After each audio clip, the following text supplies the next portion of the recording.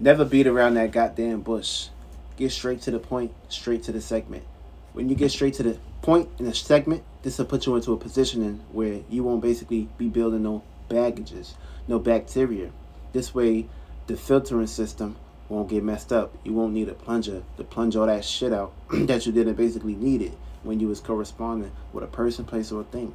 This is basically put you into a better predicament to where if you basically do things right away, you will never have issues or problems later down the line. If you put yourself in a better frequency, better space, better environment, you won't have to worry about issues of needing to do things last minute. You will always be prepared. And of course, your spirit always tell you, be prepared, and of course, prepare yourself for another and better day.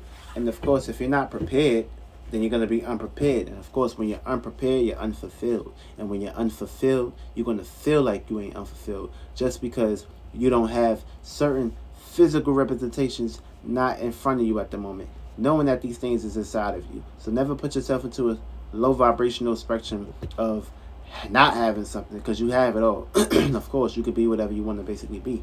That's why it's always important to be straightforward, be very honest, and of course be very real on how you see this magnitude and the spells and the scales on how you want to basically rule out the situation and the measure of the situations. So of course, when you in this predicament, feel me, you gotta always have strength and power within yourself to be straightforward. A lot of individuals don't have this inside of them, which means they need to spend more time in the dark, turn the lights off, get more committed to your shadows. And we all have shadows. We all have the behind the scenes where we basically do not see these things physically, but we can be aware that the shadow does exist. And of course, when the shadow has an existence, that means that these shadows need to be fulfilled. And of course, the shadow came first before everything, which is physical.